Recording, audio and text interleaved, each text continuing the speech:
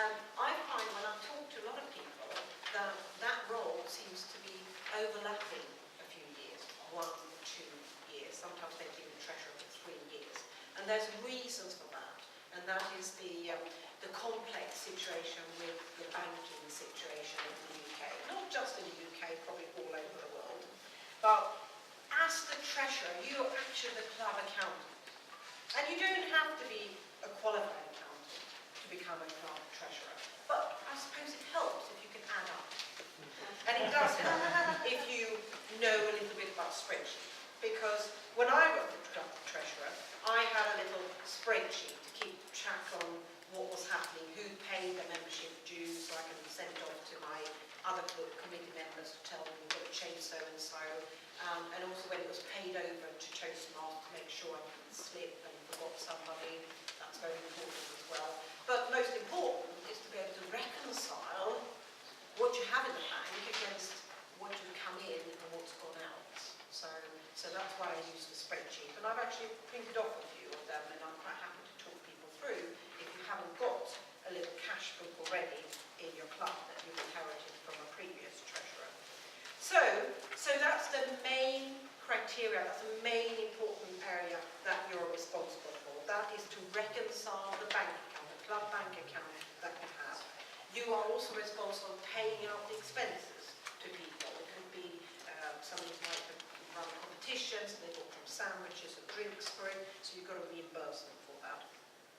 You're also normally responsible for paying over the dues to the international Toastmasters. So you go on the website, and if you haven't been on the website yet, I suggest that you actually go and familiarise yourself with it. Again, talk to your area governor if you've never done it, or your president, or somebody else who had the role before, and they will be able to help you. And obviously, if you get money in, I'll actually encourage them, which I did, to bank straight in, because I didn't have a bank near me. But sometimes they give you a cheque or cash, you've got to make sure you bank it. So those are the key areas. What I should say about clubs in the UK is that you fall under the umbrella of clubs and societies. So that is the type of bank account that you normally would set up. Now, the problem with a bank account like that is that you normally have to have at least 2 signatures. Now, if you need 2 signatures, you can't do internet banking. So it's up to you how you do it. If you don't set up a club society bank account, you can set up an ordinary business bank account so that you can pay things over the internet.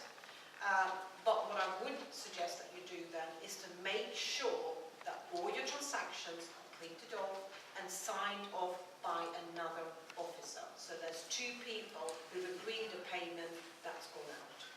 Yeah? And that is really fraud. I'm an accountant. Fraud. That is the key thing.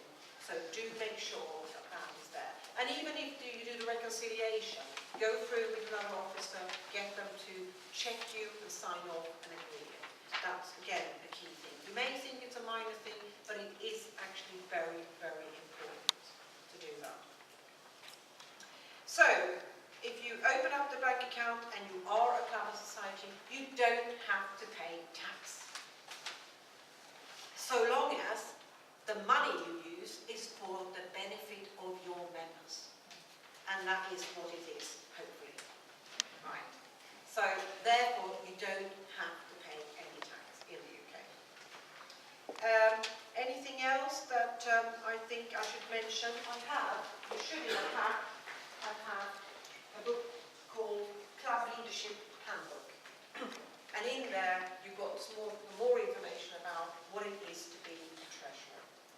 But I can't stress strongly enough, because I have been out to clubs who are not very good at running their finances. And that is a very important part of it, because you can be audited. As a district, we can be audited, and we were audited. And as a club, you can be asked to prove and show your books and records. So please make sure you do that. You don't have to have a notebook. You can have a paper book if you want to, or you can have a spreadsheet. It doesn't really matter what you do, but you need to maintain it. Yes? I I just wanted to mention that we managed to set up a bank account online and with 2 signatories, and they still allowed internet banking, and it was with Lloyds, so I think Right, they're there you go. offering that. Lloyds allow it. NatWest didn't. Yeah, So Lloyds. We that's found good. that. So if you have problems, maybe switch to Lloyds. Or HSBC. HSBC does it as well. They don't do it in HSBC our Business Banking does it. Yeah, the business bank account, yes, but not clubs and societies. So you may have to go for a business account instead. How do you get the book? That should be in your pack.